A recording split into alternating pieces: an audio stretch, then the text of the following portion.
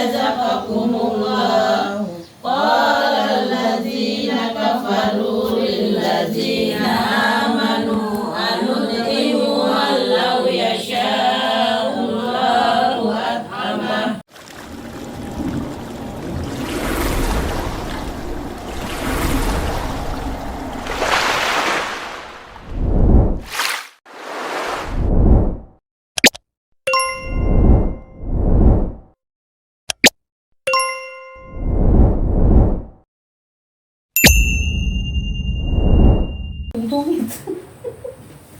Bismillahirrahmanirrahim. Assalamualaikum warahmatullahi wabarakatuh. Waalaikumsalam warahmatullahi wabarakatuh. Alhamdulillahirabbil alamin wassalatu wassalamu ala Rasulillah wa ala alihi wa sahbihi wa man tabi'ahum bi ihsan ila yaumiddin. Qala Allah ta'ala fil Qur'anil Karim, ya ayyuhalladzina amanu ittaqullaha haqqa tuqatih wa la tamutunna illa wa antum muslimun. Wa qala aidan yarfa'ullahu alladzina amanu minkum walladzina utul ilma darajat. Kembali Tuhan bersyukur kepada Allah Subhanahu wa taala. Hari ini Tuhan dipanjangkan umurnya, masih Allah cinta dan sayang kepada Tuhan semua, sehingga kita masih kesempatan untuk mencari amal bekal ibadah kita di alam kubur sampai dengan alam barzah menghadap Allah Subhanahu wa taala. Salam dan salam marilah senantiasa kita kirimkan kepada junjungan kita Nabi besar yang mulia Muhammad sallallahu alaihi wasallam beserta keluarga-keluarga beliau dan para sahabat-sahabat beliau radhiyallahu anhum ajma'in. Ibu dimuliakan oleh Allah Subhanahu wa taala, kemarin kita masih menyambung bab tahara. Ini masuk masih bab wudu. Kemarin tentang kewajiban wudu dan sunnah, sekarang masuk pada makruh dalam berwudu. Apa saja makruh dalam berwudu? Makruh itu sesuatu yang kayak ibaratnya sesuatu yang tidak disukai tapi terpaksa dibolehkan gitu ya. Bukan berarti yang haram, beda. Haram, terlarang. Kalau makruh itu sesuatu yang dibenci tapi dalam kondisi terpaksa. Seperti cerai ya, kondisi yang tidak suka oleh Allah tapi terpaksa ya. Daripada kompor meledak, mendingan pisah, kan begitu toh? Mudah-mudahan jangan ya.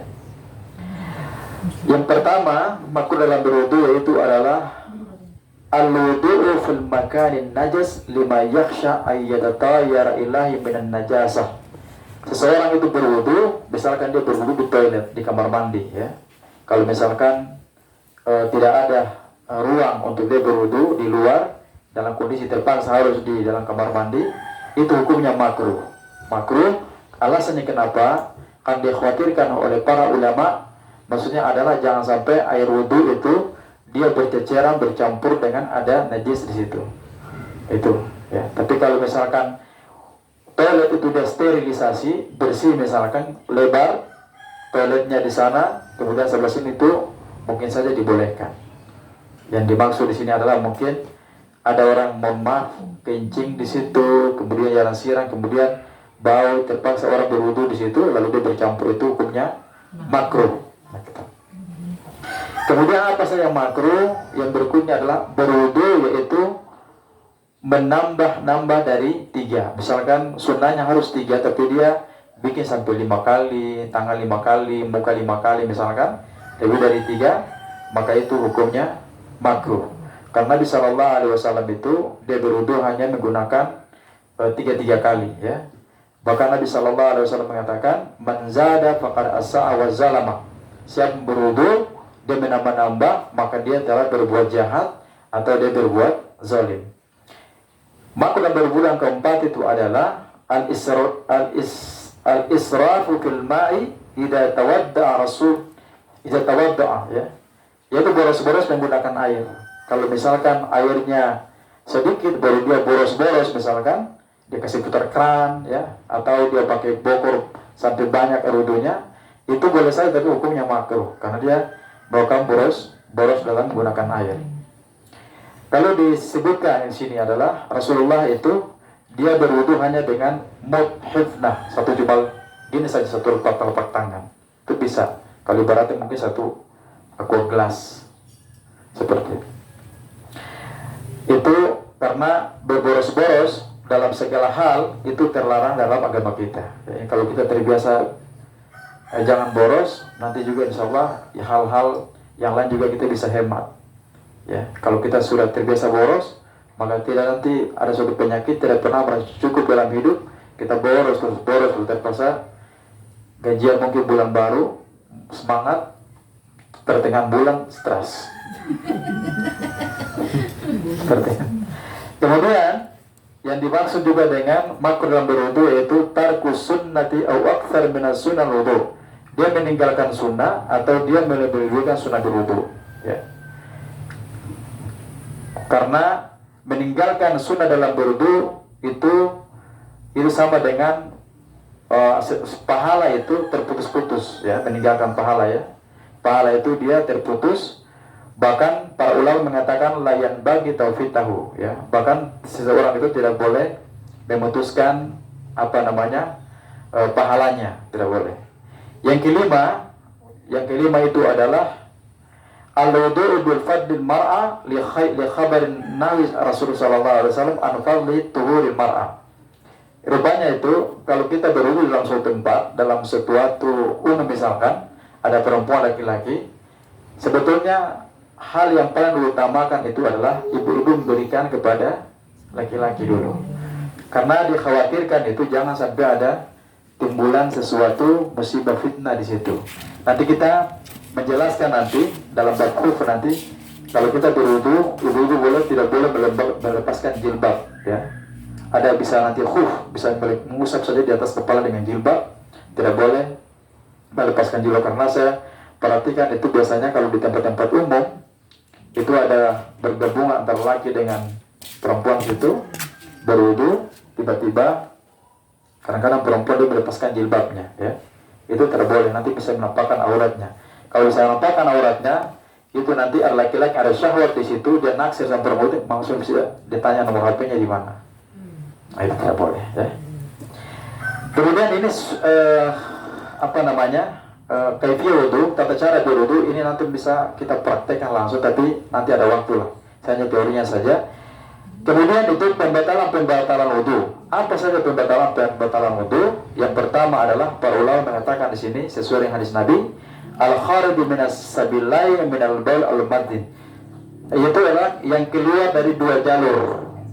Dua jalur itu adalah berupa kencing atau sesuatu yang berupa lendir atau air kencing yang menetes atau darah, ya, darah haid atau nifas, atau dengan sesuatu yang bunyi, buang angin, atau baik yang tidak bunyi atau yang berbunyi, maka ini disebut dengan hadath, ya.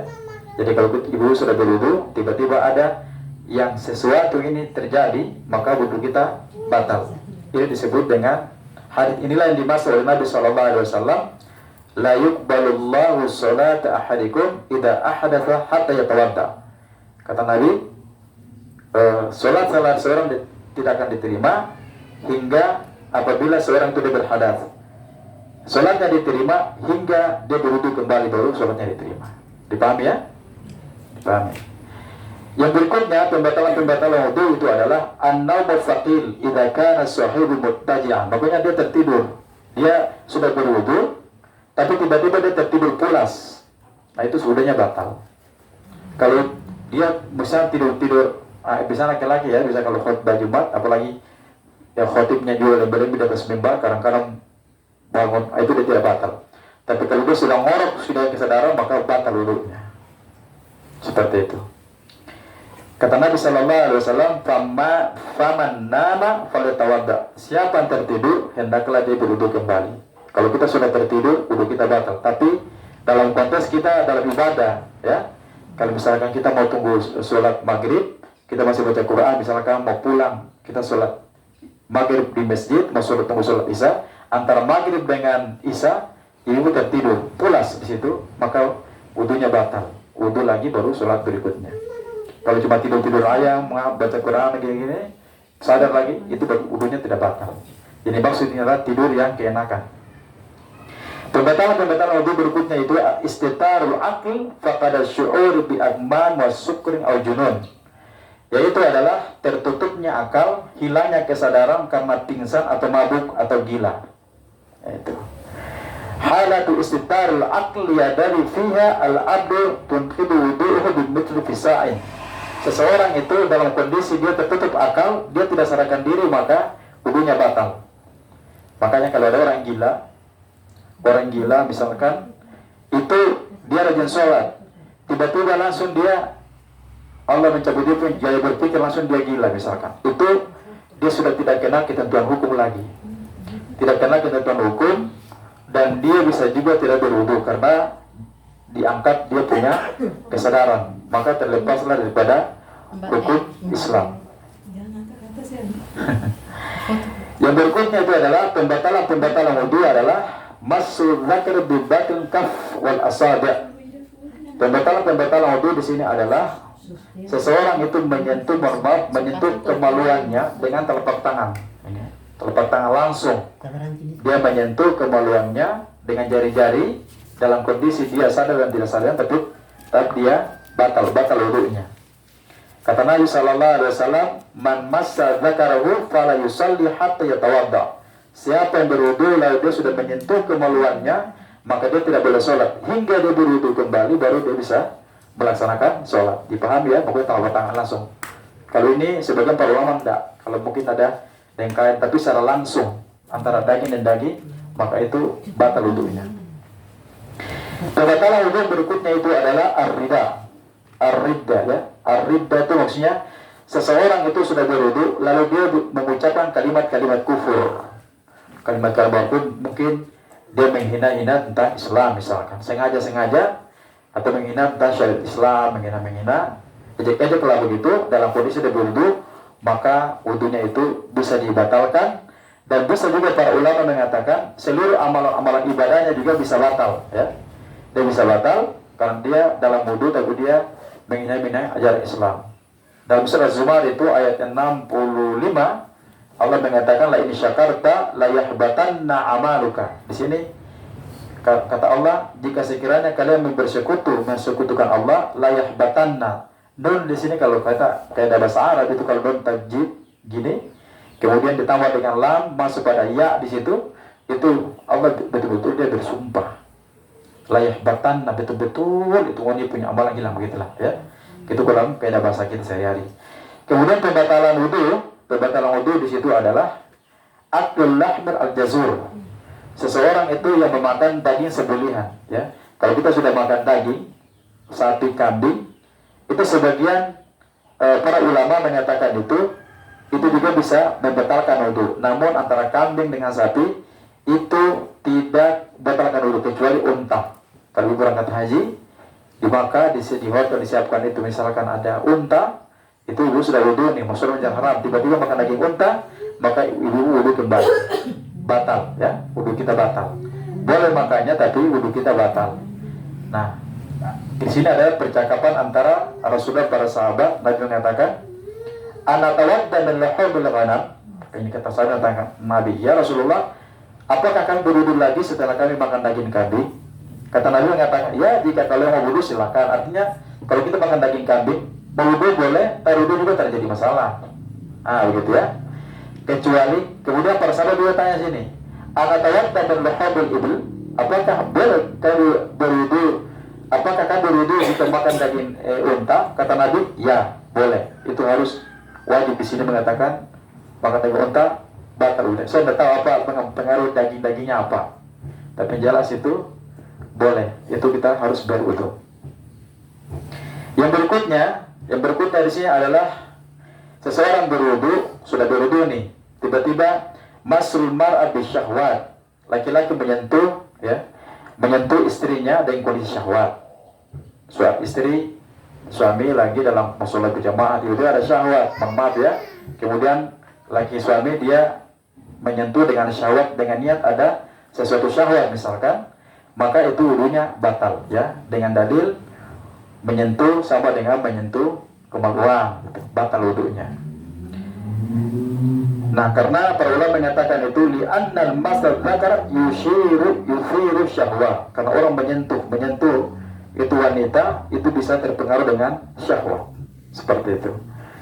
Sebagaimana dalam sebuah kitab namanya kitab Imam Malik Al-Muwatta, itu di sini disingkatkan bahwa ada Ibnu Umar menceritakan seorang itu mencium istrinya dan meraba-raba istrinya dengan tangan dan sambil menyentuhnya, maka wudunya batal. Ya, seperti itu. Ini juga yang sering terjadi, ibu-ibu yang berkata Allah Subhanahu wa taala. Kemudian dianjurkan untuk kita berwudu. Ini saya jelaskan, ada penyakit-penyakit orang yang sering terjadi segi medis. Ada orang itu yang sering kencingnya keluar terus menerus. Kemudian ibu, kalau ada misalkan orang sering air kencing sering keluar dalam kondisi dia misalkan dia berpenyakit tapi kencingnya menetes terus sepanjang hari, sepanjang waktu terus sedih keluar, itu gimana? Sholatnya atau sholat atau tidak sholat? Nah, saya jelaskan sini ya. Saya jelaskan. Itu disebut dengan orang yang sahibul salsal. Sahibul salsal itu orang air kencingnya sering keluar yang tidak pernah terputus setiap waktu kencing dengan mohon maaf dan juga mungkin sering kentut-kentut lah begitu ya. Para ulama menganjurkan wa yustahabbul lahu wa yatawadda li kulli salatan. Jadi dia dianjurkan dia berwudu saja setiap kali melaksanakan sholat. Jadi mohon maaf kalau dia ada penyakit seperti itu medis, secara medis, nah para ulama itu membolehkan dalam kaidah fikih membolehkan dia berwudu saja. Kalau dia sudah wudu tapi masih ada keluar, dapat apa wudu lagi, wudu bisa melaksanakan sholat. Hukumnya itu sama dengan mohon maaf darah istihadah. Tahu pernah dengan istihadah? Ada wanita tuh haid, ada 3 bagian itu. Ada mubtada, ada dalam kebiasaan wanita, ada istihadah. Istihadah itu mohon maaf saya harus jelaskan sih masalah fikih. Apa ya?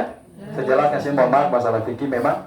Itu dari istihadah itu wanita dalam kebiasaan dia ada kan haid 1 hari, 2 hari, kan 1 minggu, ada 15 hari. Kalau dia misalkan itu dia sudah suci misalkan, kebiasaan dia wanita setiap bulan 7 hari saja. Dia sudah suci, tapi setiap bulannya juga ada setelah suci, sudah mandi janabah, dia sudah tiba-tiba 1 hari artinya ada keluar darah segar. Itu namanya darah istihadah. Maka itu hukumnya, itu boleh melaksanakan sholat, tetap sholat. Dia tidak boleh mandi janabah lagi, dia hanya berwudu. Paham? Hanya dia menggunakan. Pernah kita masuk dalam pembahasan mengenai masalah haid dan nifas. Nah itu fikihnya memang dibahas itu. Nanti pembahasan tuntas, baru kita masuk dalam pembahasan sholat dengan tentang hukum tentang baca Quran dan sebagainya. Al-Butati.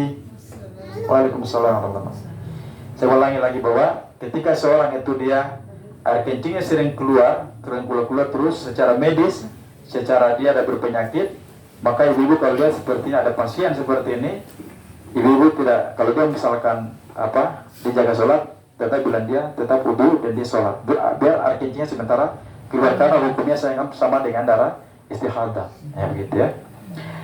Darah istihadah ini sekilas saja, ini para ulama mengatakan adalah mayyajri alaihi damu daiman ghairi ayyami adatiha. Bahwa darah istihadah itu datang pada wanita setelah dia suci masih ada darah segar. Itu setiap kebiasaan wanita seperti itu. Maka itu dia boleh tetap sholat. Paham ya? Kan darah haid kan hitam, tiba-tiba darah merah seperti itu dia suci. Iya. Maka dianjurkan saja bagi wanita tersebut atau laki-laki yang seperti penyakit ini atau perempuan yang mengalami darah istihadah, dia berwudu setiap kali dia melaksanakan sholat, sama juga dengan orang yang airnya sering menetes. Ini ada sebuah kisah dari namanya Fatimah binti Abi Hubais. Dia menceritakan kisahnya bahwa dia itu ada mengalami problem, ada sering didatangi oleh darah istihadah. Ya, artinya dia sudah suci tapi masih ada keluar darah. Kata Nabi mengatakan, berwudulah engkau setiap kali melaksanakan sholat. Dianjurkan juga untuk berwudu, yaitu adalah man ghassala maitan aw basyara hamlahu. Seseorang itu kalau dia sudah bisa mandikan mayat, selain itu bawa ke makam, maka itu juga disunahkan juga orang berwudu. Habis mandikan mayat nih, lalu kita bawa mayat kubur, maka itu juga disunahkan, itu juga mandi dan juga kita berwudu. Maksudnya mandi wajib ini. Ya, wudu saja, wudu mandi bisa juga. Kata Nabi SAW mengatakan man ghassala maitan falyaksil wa man hamalahu falyatawadda. Jadi kalau kita mandikan mayat, maka kita juga wajib mandi. Kalau kita Kalau membawa mayat saja, orang bawa mayat, dia tidak mandi, dia cuma bawa mayat saja, maka dia hanya berwudu. Seperti itu. Namun di sini rupanya hadis ini diperbincangkan. Saya jelaskan di sini, memang ini terkait dengan hadis itu ada hadis yang lemah, ada hadis yang disahihkan. Rupanya hadis ini dia hadis lemah. Jadi ibu-ibu boleh bisa mengamalkan, boleh juga tidak mengamalkan. Paham ya? Begitu. Kalau ibu mau mandi wudu silakan. Kalau tidak jadi ini juga tidak jadi persoalan. Karena bukan sesuatu yang wajib, cuma hanya anjuran. Ya. Bedakan hukum fikih. Ada yang wajib yang ditekankan, ada yang sunnah saja, ada yang makruh saja, ada yang haram. Jadi makruh itu yang haram beda. Makruh itu sesuatu yang dibolehkan tapi tidak disukai oleh Allah Subhanahu Wa Taala. Seperti tadi kayak perceraian, ya, itu hukumnya makruh sebetulnya. Baik, ini saja yang bisa saya sampaikan. Nanti minggu depan kita insya Allah masuk dalam bab mandi janabah. Tentang wudu ini nanti bisa kita mempraktekkan tata cara wudu sesuai dengan hadis Nabi SAW. Kita berdoa kepada Allah Subhanahu Wa Taala. Bismillahirrahmanirrahim. Alhamdulillahirabbil alamin wassalatu wassalamu ala Rasulillah wa ala alihi washabihi ajma'in. Allahumma ighfir lana wa liwalidayna warhamna kama rabbayana shaghira. Allahumma inna nas'aluka 'ilman nafi'an wa rizqan thayyiban wa 'amalan mutaqabbalan. Allahumma ansurna 'alal mujahidin fi Palestina. Allahumma ansurna 'alal mujahidin fi Palestina. Allahumma ansurna 'alal mujahidin fi kulli makan. Allahumma ansurna 'alal mujahidin fi Gaza. Rabbana atina fid dunya hasanah wa fil akhirati hasanah wa qina adzabannar. Subhanallah bihamdika asyhadu an la ilaha illa anta astaghfiruka wa atubu ilaik. Wassalamualaikum warahmatullahi wabarakatuh. Waalaikumsalam warahmatullahi wabarakatuh.